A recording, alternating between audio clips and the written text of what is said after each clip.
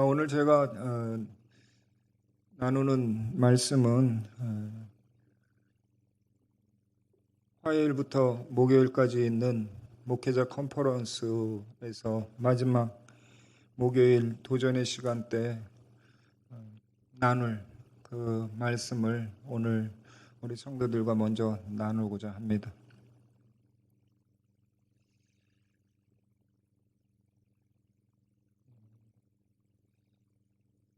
내용은 우리 목사님들하고 목사님들, 사모님들에게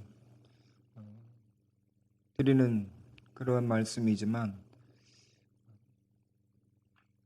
오늘 여러분들은 그동안 우리에게 주셨던 말씀에서의 핵심들을 이렇게 나누는 것이니만큼 지난 주셨던 말씀들을 이렇게 정리하는 시간, 그리고 앞으로 어떻게 해야 되겠다고 하는 그러한 결단을 하는 그러한 시간이 되었으면 좋겠습니다. 제가 가정교회 목회자 컨퍼런스 마지막 날 도전의 시간에 말씀을 전하는 것은 쉬운 일이겠습니까? 어려운 일이겠습니까?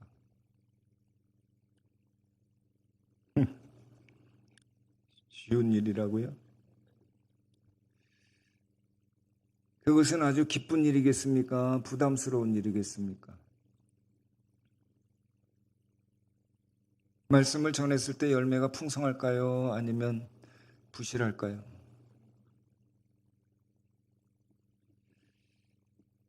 이 질문을 다르게 드리면은 이런 겁니다. 신앙생활은 쉽고 좋고 열매가 풍성한 것이다. 신앙생활은 어렵고 부담스럽고 열매가 부실한 것이다. 어느 것입니까? 이걸 또 다르게 말하면 이런 것입니다. 신약교회 회복이라는 것은 쉽고 좋고 열매가 풍성한 것이다. 신약교회 회복은 어렵고 부담스럽고 열매가 부실한 것이다. 목자 목녀의 삶은 쉽고 좋고 열매가 풍성한 것이다. 목자 목녀의 삶은 어렵고 힘들고 열매가 부실한 것이다. 어느 것입니까? 이론상으로는 위의 것이 맞죠. 근데 실제로는 아래 것이라고 여기는 사람들이 의외로 많습니다. 그런데 어떤 분들은 처음에는 아래 것으로 생각을 했다가 점점 시간이 갈수록 신앙생활을 하다 보니까 위쪽으로 바뀌는 분들도 많이 있다는 사실입니다. 여러분은 어느 쪽에 속해 있습니까? 죽어서 천국 가는 것은 쉬운 것입니까? 어려운 일입니까? 오늘 죽으면 천국 갑니까? 못 갑니까? 이것도 어렵고 저것도 어렵습니까? 오늘 죽으면 천국들 가세요? 안 가세요? 내가 지금 얘기하는 것이 목회자들한테 한다고 생각하지 마세요. 여러분들한테 하는 거예요. 무슨 가만히 이렇게 지금 뭐 평가하듯이 앉아 있어요? 오늘 죽으면 천국 가요? 못 가요? 쉽게 갑니까? 어렵게 갑니까? 100가지 난관을 거쳐서 갑니까? 아니면 그냥 갑니까? 그러면 하나님의 자녀로 이 땅에서 사는 것은 쉬운 일입니까? 어려운 일입니까? 천국 가는 것 쉬워요? 그래요, 쉽다고 얘기하라고 그랬죠. 그런데 어렵게 여기는 게 말은 지금 이렇게 하는데 실제적인 마음은 어려운 사람들이 있다는 얘기예요. 이것을 나누고자 하는 것입니다. 이 질문을 베드로한테 하면 뭐라 그럴까요? 제가 베드로에게, 예수님께가 아니라 베드로에게 이 질문을 하고자 하는 것은 성경 인물 가운데 베드로가 제일 만만하기 때문입니다.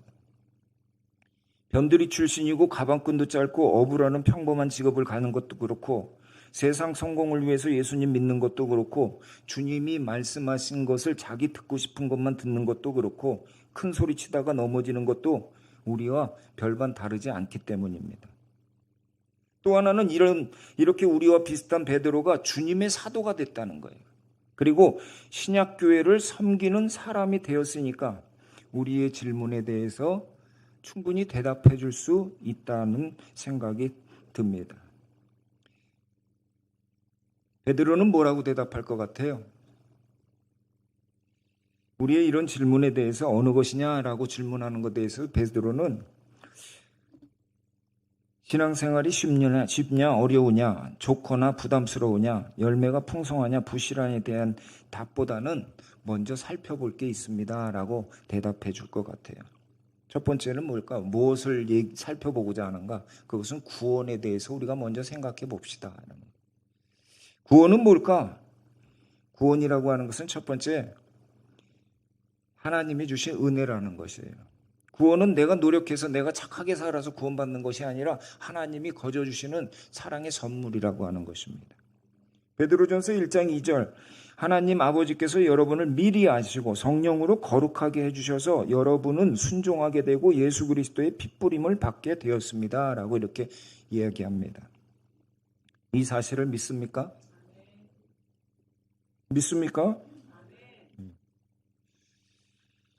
두 번째는 구원, 이것을 믿는다면, 구원이 하나님의 선물이라고 하는 것을 믿는다면 이 선물을 어떻게 받는 것인가?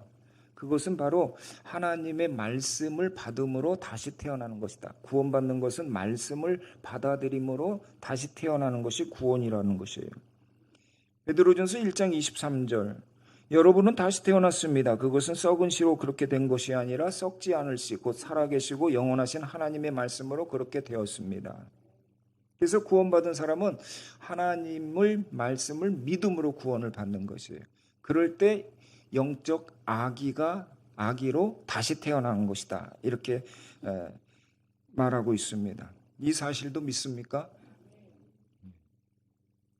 그러면 이렇게 구원받은 사람은 어떻게 해야 되는가? 세 번째는 그러한 사람들은 하나님의 말씀을 받아들인 사람들은 그때만 받아들이는 것이 아니라 그 말씀을 계속해서 먹고 자라야 합니다 라고 얘기합니다. 베드로전서 2장 2절 갓난 아이들처럼 순수하고 신령한 젖을 그리워하십시오. 여러분은 그것을 먹고 자라서 구원에 이르러야 합니다. 이 사실도 믿으십니까? 제가 믿으십니까 하는 것은 자신의 것을 체크하라는 뜻이에요. 그러면 왜 먹고 자라야 되는가? 그 말씀 안에는 위대한 약속이 있기 때문입니다. 그 약속이라는 것은 무엇인가? 여러분은 부패한 사람이 되는 것이 아니라 하나님의 성품에 참여하는 사람이 되게 하려는 것입니다. 여러분들은 왕같은 제사장이요 거룩한 민족이요 하나님의 소유가 된 백성입니다. 이것이 바로 하나님이 주신 약속의 말씀이라는 거예요. 그래서 그 말씀을 먹을 때 그러한 사람으로 자라날 수 있다는 것이에요. 이 말씀도 믿습니까? 다섯 번째, 이 약속의 말씀은 과장되지도 않고 허풍되지도 않고 반드시 이루어지는 그러한 말씀이라는 것이에요. 왜냐하면 이 말씀은 사람이 내가 쓴 것이 아니라 성령께서 주신 말씀을 쓴 것이고 성령께서 주셨으면 성령께서 이 말씀을 이루시기 때문이라고 하는 것이에요. 그래서 이 말씀은 반드시 이루어집니다.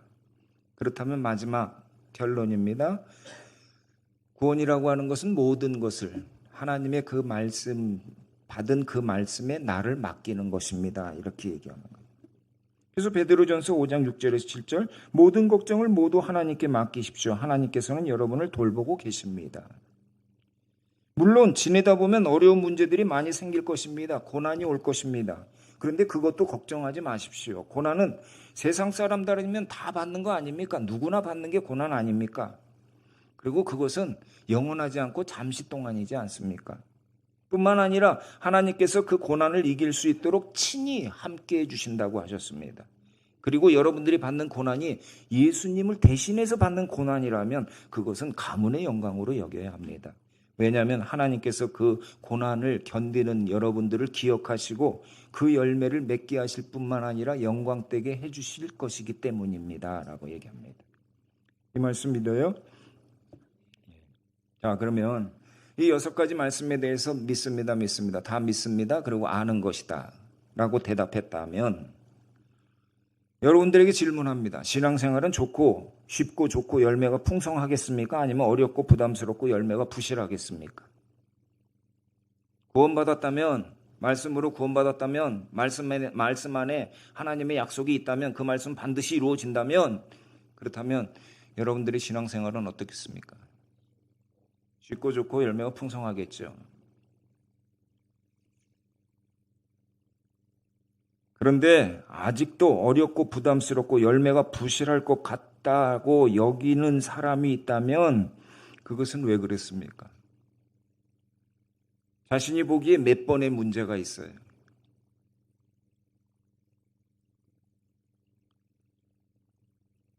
베드로는 말합니다. 나도 옛날에는 여러분같이 예수님 말씀이 부담스럽고 어렵고 내가 따라해도 열매가 부실했습니다.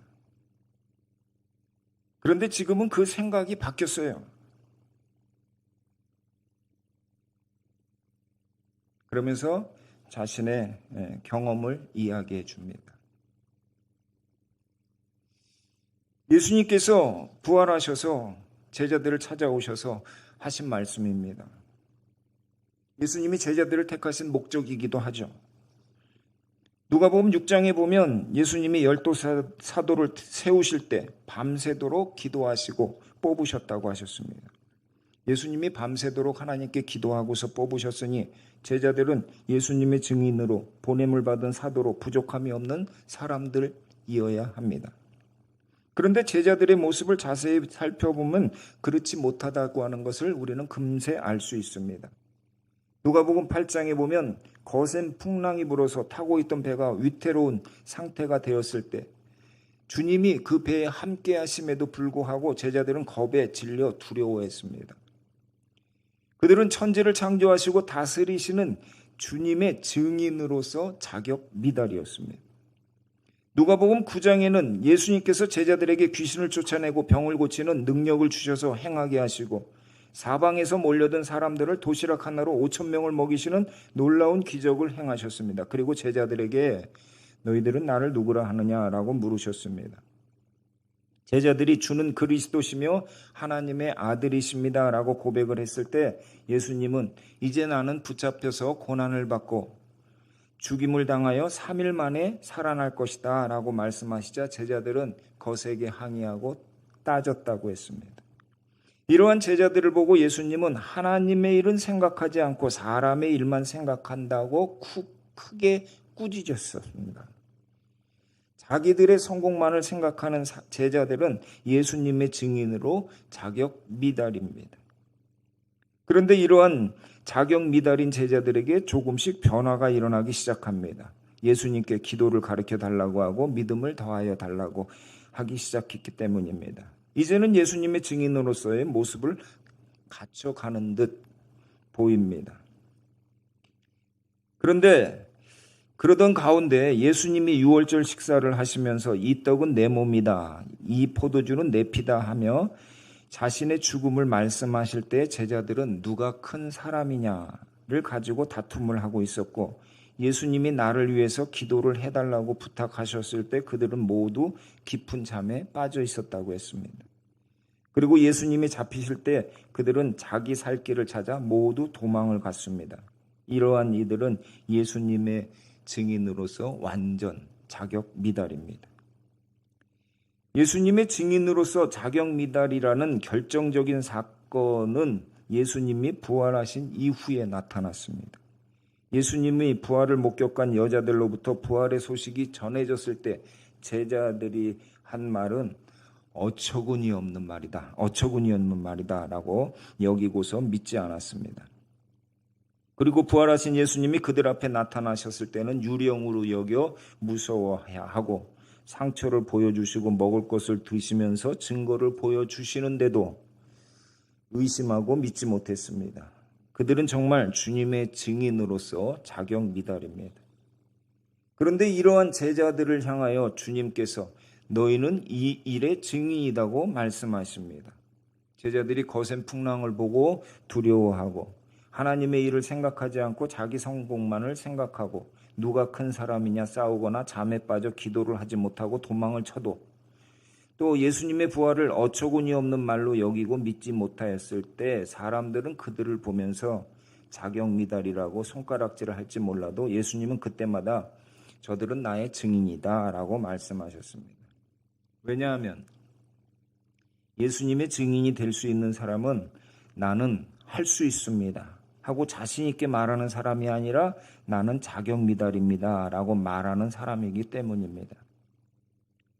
예수님의 제자 훈련은 스스로 자격미달임을 깨닫게 하는 수업이었던 것 같습니다. 그것이 자기를 부인하고 주님이 지신 십자가를 지고 가는 그러한 출발이기 때문입니다. 너희는 이 일의 증인이다에서의 핵심 단어는 무엇입니까? 여기서의 핵심 단어는 너희가 아니라 이 일입니다. 요한복음에서는 너희는 나의 증인이다 라고 얘기합니다. 제자들은 자신의 의견이나 생각을 말하는 사람이 아니라 예수님이 말씀과 행하신 일을 있는 그대로 전하는 사람입니다. 그것이 바로 증인입니다. 베드로는 그때야 비로소 이 사실을 깨닫게 되었습니다. 증인의 삶은 내가 사는 게 아니라 예수님에 의해서 이루어진다는 것을, 증인은 예수님이 하신 말씀과 하신 일을 있는 그대로 전하면 된다고 하는 것을, 내 생각과 내 경험, 내 계획이 아니라 예수님의 뜻이 무엇보다도 중요하다고 하는 것을 알게 되었습니다. 나는 무엇인가를 할 수 있는 존재가 아니라 아무것도 할 수 없는 존재라고 하는 사실을 깨닫고, 나는 단지 그릇이요 가지라는 사실을 알게 되었을 때 내 안에 하나님의 말씀이, 내 안에 하나님이 주시는 생기가 넘칠 때 비로소 나는 하나님의 형상을 닮은 사람으로서, 증인으로서 살아갈 수 있다는 것을 알게 되었습니다. 하나님의 사랑의 말씀이 우리에게 임하면 우리는 구원을 받습니다. 하나님의 진리의 말씀이 우리에게 임하면 우리에게는 자유와 평강과 기쁨이 넘칩니다. 하나님의 능력이 말씀이 우리에게 임하면 우리는 예수님의 증인의 삶을 살 수 있습니다. 하나님의 말씀이 공동체에 임하면 성경적인 신약교회는 회복될 수 있습니다. 문제는 우리가 증인의 삶을 살기 위해서 반드시 필요한 자격 없음에 대한 고백이 있느냐 없느냐, 이것이 문제입니다. 하나님의 말씀이 내게 임한 적이 있느냐, 그 하나님의 말씀으로 인해서 그 말씀 앞에서 나의 부족함을 고백한 적이 있느냐, 이것이 문제입니다. 여기에 모인 분들은 그에 대한 경험이 있는 분들이 많이 있을 것입니다. 제게도 자격 없음에 대한 은혜를 주님은 경험하게 하셨습니다. 신앙적 갈등과 방황으로 인해서 신학대학을 떠남과 동시에 교회도 떠나서 집을 나간 작은 아들처럼 세상 가운데 살던 제가 주님을 만나는 은혜를 경험한 것이 신학대학을 떠난 지 20년이 지난 후였습니다. 뒤늦은 은혜 체험은 저로 하여금 주님에 대한 사랑과 충성으로 이어졌습니다. 주님께서 원하시는 일은 무엇이든지 하고자 하였습니다. 그래서 포기하였던 신학대학을 20년 만에 재입학하게 되었고, 성경을 알고 싶어하는 저를 주님은 에스라 성경대학원으로 인도해 주셨습니다. 게다가 성경적인 신학교회를 회복하는 가정교회로 인도해 주셨으니 저는 너무 좋았고 열심히 했습니다. 개척 후 3년 만에 가정교회로 전환하여 매년마다 VIP 영혼구원의 열매를 맺는 기쁨이 있었습니다. 그런데 가정교회를 시작한 지 5년쯤 되었을 때 그 누구도 피해갈 수 없다는 바닥을 치는 일을 경험하게 되었습니다. 바닥 친다고 하는 것은 가정교회를 하시는 선배 목사님들로부터 이미 들었던 이야기라서 우리 교회는 절대 그런 일을 겪지 말아야겠다고 생각하고 준비했는데도 불구하고 여지없이 바닥을 쳤습니다. 목자들은 탈진을 했거나 떠났고 VIP 영혼 구원은 이루어지지 않고 그동안 세워놓은 세축과 내기둥은 다 사라진 듯 했습니다. 벗어나려고 온갖 노력을 해도 되지 않았습니다. 그래서 성도들과 100일 릴레이 금식 기도까지도 해보았습니다. 결국엔 강대상에 이불을 깔고 철회를 하며 울고불고 소리치고 기도를 할 수밖에 없었습니다. 나중에는 부르짖어 기도를 할 힘도 없고 기도할 말도 없게 되었습니다. 그러던 어느 날 강대상에 엎드려 기도하다가 잠이 들었는데 모기 때문에 잠에서 깼습니다. 모기를 잡으려고 불을 켜고 보니 모기가 노트북 끝에 앉아서 나를 빤히 바라보고 있는 것처럼 보였습니다. 그 순간 내가 지금 뭐하는 짓인가 하는 생각이 들었고 슬픔이 복받쳐 올랐습니다. 그래서 나는 더 이상 아무것도 할 수 없습니다. 이제 그만두겠습니다. 라고 통곡을 하면서 주님 앞에서 엉엉 울었습니다. 한참을 울고 있는데 주님의 음성이 들리는 듯 했습니다. 이제 알았어? 나는 이미 알고 있었는데. 라고 말씀하시는 것 같았습니다. 베드로가 3번 부인할 것을 예수님은 이미 알고 말씀해 주셨는데 정작 자신감에 충만한 베드로는 이를 받아들이지 않고 있다가 3번을 부인하게 되었고 그로 인한 실패감과 죄책감에 괴로워했다는 말씀이 순간 떠올랐습니다. 베드로에게 있는 연약함은 주님에게 있어서는 전혀 문제가 되지 않는 것이었습니다. 베드로는 원래 그런 사람이기 때문입니다. 문제는 그러한 자신을 인정하지 못하는 베드로입니다. 베드로의 그 마음은 스스로를 무너뜨리게 만들었습니다. 나는 이미 알았는데 너는 이제 알았냐? 이제 알았냐? 는 말씀이 들려진 것 같은 순간 답답했던 속이 풀렸습니다. 자유함을 느꼈습니다. 감사와 기쁨이 넘쳤습니다. 자격 미달에 대한 주님의 말씀이 내게 임한 순간이었습니다. 그래서 강대상에 깔았던 이불을 개고 일어나서 집으로 들어갔습니다. 나는 자격 미달이라고 하는 그러한 것을 깨닫는 것이 신앙생활이 쉽고 좋고 열매가 풍성하기 위해 필요한 것입니다. 그런데 그것에만 그쳐서는 안 됩니다. 이 세상에는 가짜 뉴스들이 많이 있습니다. 그 가운데 거짓말장이 마귀가 퍼뜨려 놓은 3대 가짜 뉴스가 있는 것을 아십니까? 첫째는 무엇입니까? 하나님 없이도 살 수 있다는 가짜 뉴스입니다. 이 세상은 창조된 것이 아니라 진화된 것이다.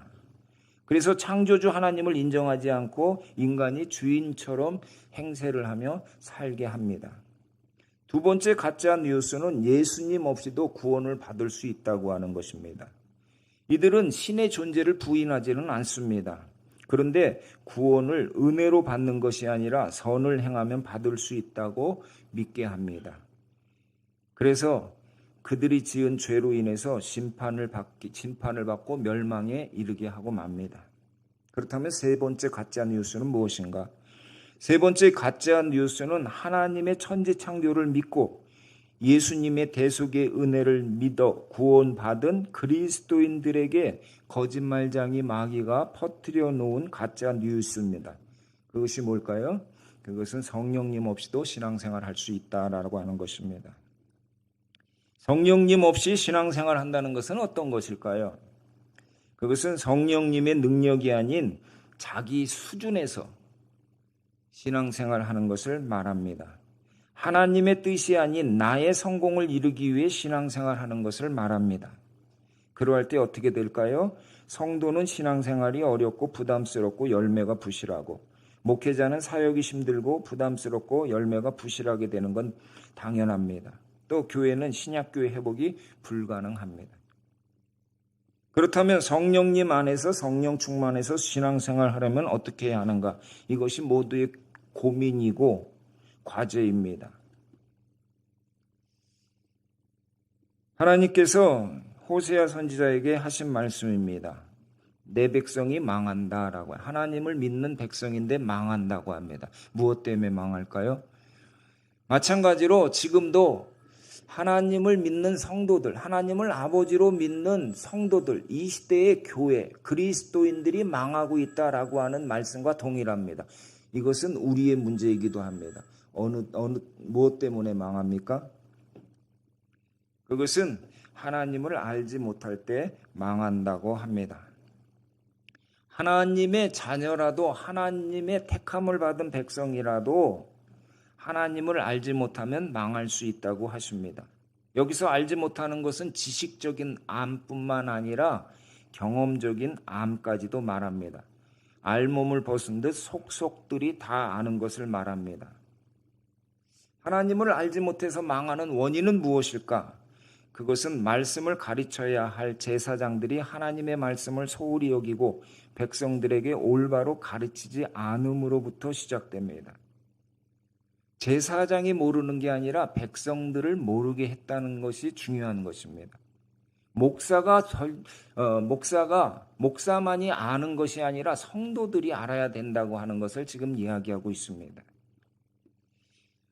제사장이 백성들에게 가르치지 않으므로 백성들은 하나님 말씀을 버리고 자기 뜻대로 살아갑니다. 하나님 나라 백성이면서 세상 가치관을 추구하고 살아감으로써 망할 수밖에 없습니다. 신앙생활이란 무엇입니까? 같이 읽어봅시다.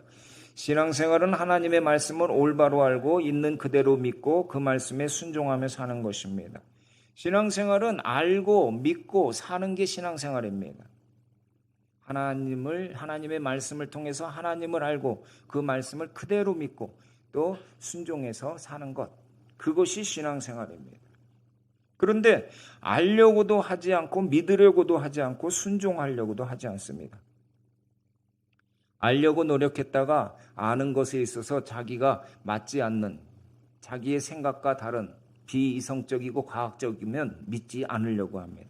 또 믿는 사람이라 할지라도 하나님이니까 그렇게 하시지 그러고 자기의 삶 가운데 그 말씀을 적용하지 않음으로써 하나님의 역사가 내 삶 속에 나타나지 않는 그러한 불순종의 삶을 삽니다. 그래서 자기 수준의 신앙생활을 할 수밖에 없습니다. 주님께서 주신 말씀의 갑옷을 입지 않으니 영적 전쟁에서 승리할 수 없고 주님의 증인으로서 성령 충만한 능력 있는 삶도 살아갈 수 없게 됩니다. 어떻게 하면 성령 충만한 삶을 살 수 있을까요? 성령 충만은 말씀 충만에서 옵니다. 말씀이 마음밭에 새겨지고 차기 시작한 사람들에게 나타나는 증상이 있기 때문입니다. 그것은 말씀이 차면, 말씀을 알면 부르짖어 기도하지 아니할 수 없습니다. 하나님이 자녀에게 주신 특권이 무엇인지를 알기 때문에 그 특권을 회복하기 위해서 아버지께 간절히 기도하라는 주님의 말씀이 있기에 기도할 수밖에 없습니다. 하나님이 주신 사명을 이루고 싶은데 내 능력은 이룰 수 없기 때문에 고민하고 있을 때 아버지께서 약속하신 성령님을 기다리라, 기도하라 라고 하신 주님의 말씀이 있기 때문에 기도하지 않을 수 없습니다. 말씀이 차면 기도를 하고 기도를 하면 성령 충만의 역사가 나타날 수밖에 없습니다. 그래서 성령의 능력 없이 신앙생활 할 수 있다고 하는 가짜 뉴스는 하나님 말씀 없이 또 능력 있는 신앙생활을 할 수 있다는 그러한 거짓말과도 같습니다. 자격 미달에 대한 것을 알고 그로 인한 자유함을 경험한 후에 새롭게 시작하는 마음으로 최 목사님이 쓰신 가장 오래된 새교회를 읽었습니다. 수없이 많이 읽고 나누었던 내용이었습니다. 첫 단원을 읽었습니다. 가정교회는 성경적인 신약교회를 추구한다 이것입니다. 가정교회는 신약교회다. 신약교회는 성경적인 교회다. 이것이 첫 단원이 나와 있습니다. 그리고 편자 이야기가 나와 있습니다. 성경을 따르지 않고 잘못된 전통과 관습에 따라서 신약교회의 모습을 잃어버린 그러한 것을 편자를 통해서 예를 들어 놓았습니다. 그래서 성경적인 신약교회가 되기 위해서는 성경으로 돌아가야 된다고 얘기했습니다. 이것을 읽다가 문득 성경적인 신약교회를 회복한다고 하면서 성경을 안 보고 있다는 생각이 들었습니다. 성경들 보십니까? 제가 성도의 평신도의 그러한 삶을 살아왔지만 집사 권사로서, 청년 교사로서, 고등부 교사로서 의 삶을 살았지만 성경을 읽으라고 강조하는 소리도 제가 못 들었고, 저도 묵상은 특별한 할머니나 성경 읽고 앉아 계신 줄 알고 있을 정도였으니까요. 이 사진은 2014년 5월 12일 충남 아산에서 신축 중인 7층 오피스텔 건물이 지금 기울어지면서 붕괴 위험에 처한 것이 뉴스에 나온 것입니다. 왜 이것이 무너졌을까? 이 건물은 8개월 만에 지어졌어요. 그래서 준공이 5월 30일을 앞두고 있었는데 12일 날 무너져 버리는 거예요. 지금 이렇게 돼서 결국에 무너져 버리는 거죠. 왜 이 건물이 무너지게 되었나에 대한 진단을 하던 중에 분명한 이유가 주민들에 의해서 밝혀졌습니다. 과거 이곳은 저수지로 사용했던 것이야. 논에다가 물 담으려고 하는 저수논이었었어. 이렇게 얘기하는 거예요.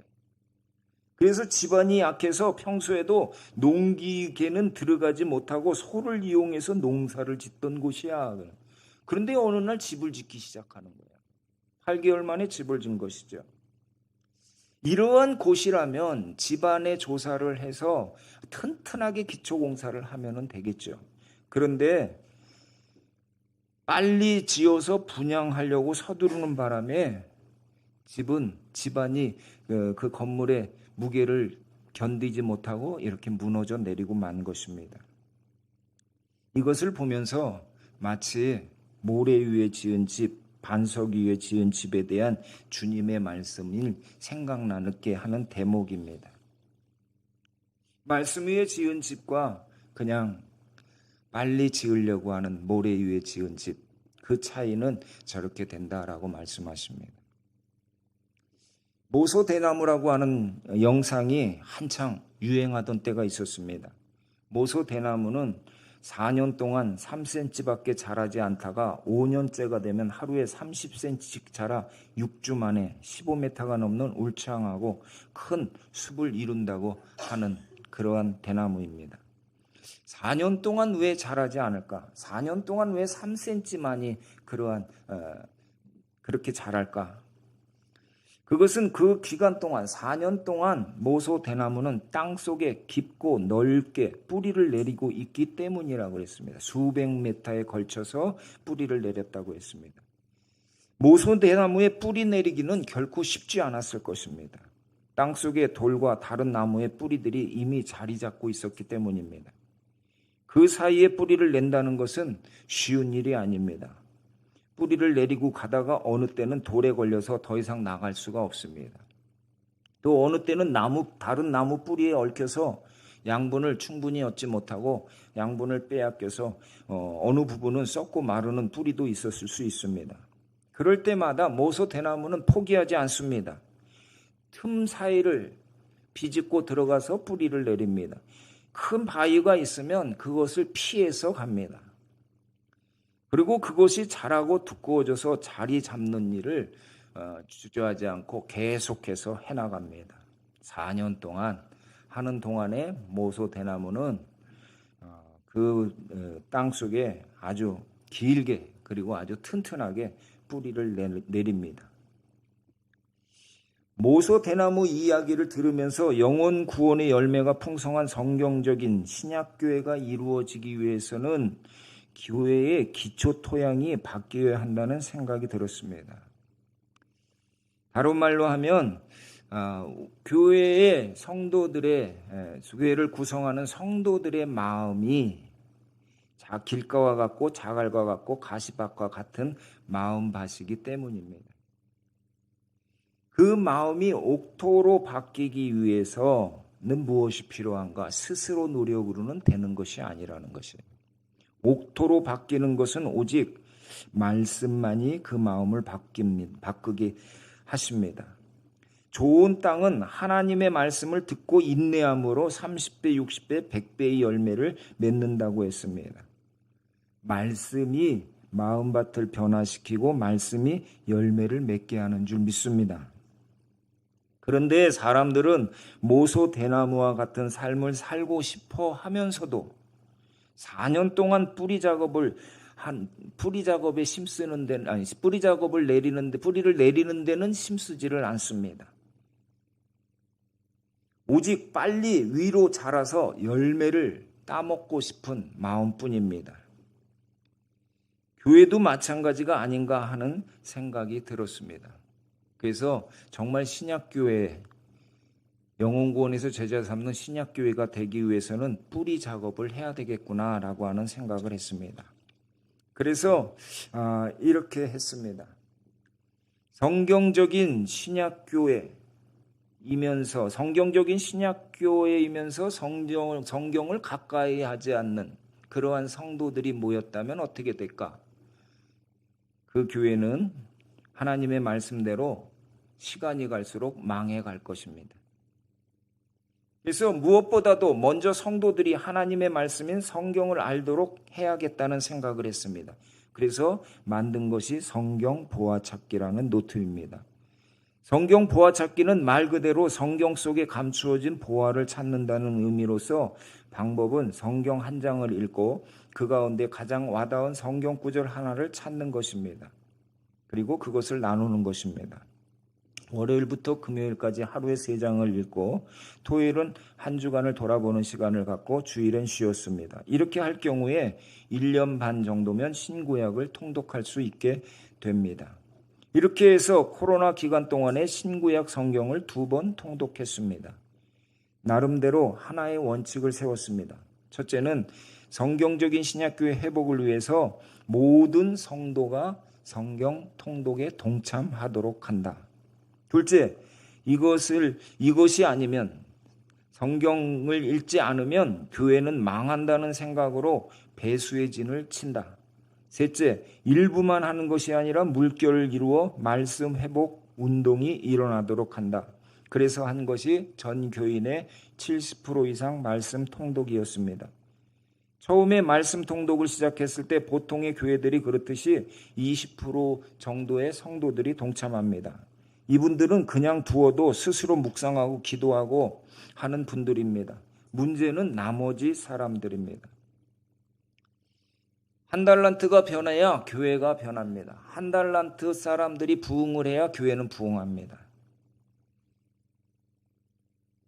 왜냐하면 달란트 비유에서 5달란트, 2달란트, 1달란트가 있다 그러는데 교회가 100명의 성도가 있었을 때 5달란트의 몫을 하는 사람은 몇 명 있을 것 같습니까?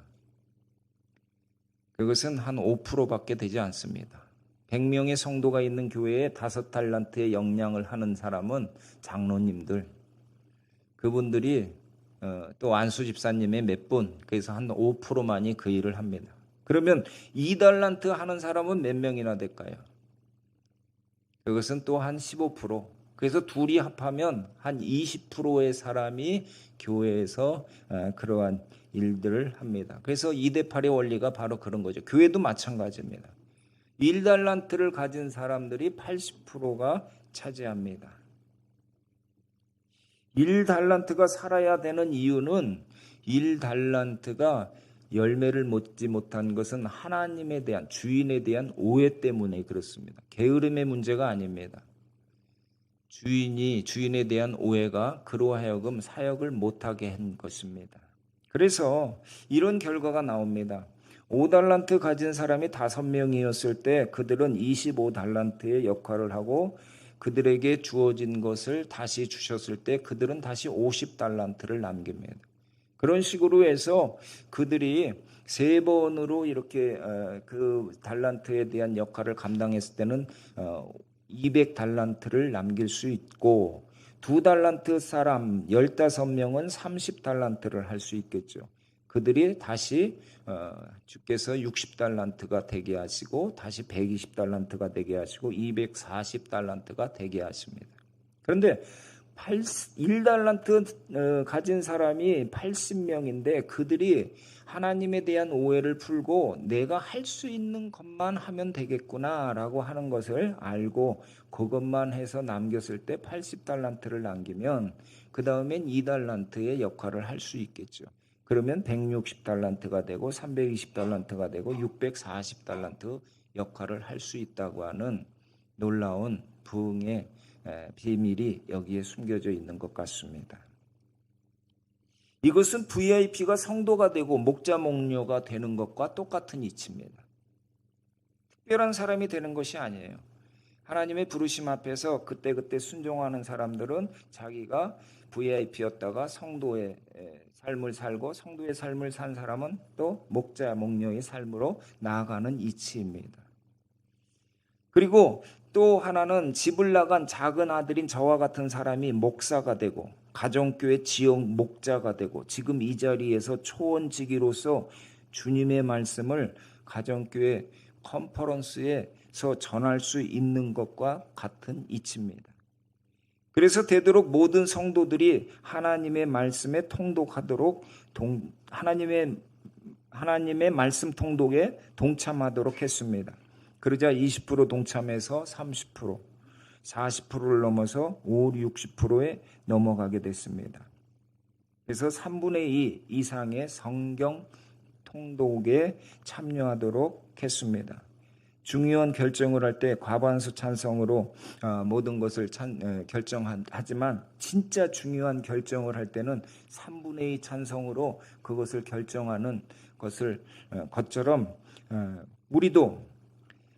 우리 교회는 하나님의 말씀을 가장 중요하게 여깁니다라고 하는 것을 전교인 3분의 2 성경 통독 참석으로 하나님께 보여드리고자 해서 하게 된 것입니다. 그래서 제가 70%가 무너지는 것을 가장 좋아하지 않는, 염려하는 것이 그렇습니다.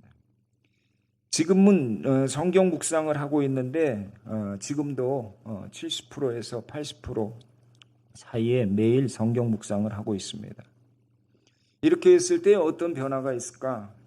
정말 말하면은 정말 많이 있죠. 그런데 첫 번째 얘기하고 싶은 것은 우리의 울타리가 벗어졌다고 하는 것입니다. 울타리가 벗어졌다고 하는 것은 뭐예요? 나만을 위해서 살았던 삶이 하나님 사랑, 이웃 사랑으로 변하게졌고 또 물질과 건강과 가족만을 위해서 기도했던 그러한 삶이 하나님 나라와 영혼 구원 그리고 이웃을 바라보는 그러한 울타리가 벗어지는 일이 있었습니다. 또 고난을 대하는 태도들이 바뀌었습니다. 고난에 대해서 왜 내게 있어서 이러한 고난을 주시냐고 원망했던 그러한 마음들이 고난에 대한 이유가 무엇인지 고난을 재해석하고 고난을 대하는 그러한 여유들이 생겼습니다. 고난이 재앙이 아니라 번영을 위한 하나님의 그러한 사랑의 그러한 과정이라는 것도 알게 되었습니다. 삶의 변화가 있었습니다. 가족 관계가 많이 좋아졌습니다. 부부 관계에 있어서의 관계가 좋아졌고 또 자녀와의 관계가 많이 좋아졌습니다. 앞으로 대한 소망도 생겼습니다. 그것은 하나님 아버지께서 우리에게 주신 특권에 대한 사모함입니다. 사명을 이루고자 하는 그러한 소망입니다. 하늘 백성으로서 이 땅에 살고 있는 사람으로 살고자 하는 그러한 소망들입니다. 지금 우리가 그렇게 성경을 보고 있고 묵상을 하고 있지만 그것은 완성이 아니라 진행 중입니다. 뿌리를 내리고 이제는 그 뿌리를 내렸던 그것이 하나님께서 말씀으로 뿌리를 내린 우리를 하나님께서 그 말씀으로 자라게 하실 것입니다. 말씀의 역사가 나타날 것입니다. 말씀을 가까이 하면 할수록 말씀이 쌓이면 쌓일수록 말씀에 순종하면 순종할수록 우리의 마음밭이 바뀌고 하나님의 나라가 우리 가운데 임하는 것을 경험하게 되고 그것은 이웃과 세상을 향하여 흘러갈 줄 믿습니다. 말씀의 중요성에 대해서 성경은 누차 강조합니다. 무너진 성전에 대해서 불순종하는 그러한 이스라엘 백성에 대해서 하나님은 성전을 떠나십니다. 그리고 하나님께서 에스겔을 통해서 새 성전 설계도를 주셨는데 그 설계도에서 강조되는 것은 처음과 마지막에 두꺼운 담에 대한 것을 설명합니다. 담은 세속 세상과의 구별된 하나님 나라, 하나님의 말씀 안에 거하는 그러한 것을 보여줍니다. 느헤미야를 통해서 성벽 재건을 할 때 이것에 대해서 방해하는 세력들이 있어서 성벽 재건이 중단되었습니다. 그러자 하나님께서는 선지자를 보내서 하나님을 믿고 시작하도록 하였습니다. 그러자 중단되었던 성벽 건축은 6개월 만에 다 이루었습니다. 하나님께서 이 시대에 성경적인 신약교회를 회복하기 위해서 원하시는 것이 무엇일까? 뿌리를 튼튼히 하라는 것입니다. 너희 마음속에 하나님의 말씀으로 채우라고 하는 것입니다. 말씀이 채워지면 매일 우리가 말씀을 먹는 것은 헛되지 않습니다. 말씀을 우리가 적고 이렇게 그 뜻이 무엇인지 그냥 좋았던 거 하나 이렇게 적어놓는 그것이 하나하나 쌓이면 그것이 우리의 돌짝 같은 마음에 스며들기 시작해서 부드러운 땅으로 바꿀 줄 믿습니다. 아무것도 할 수 없다고 여기는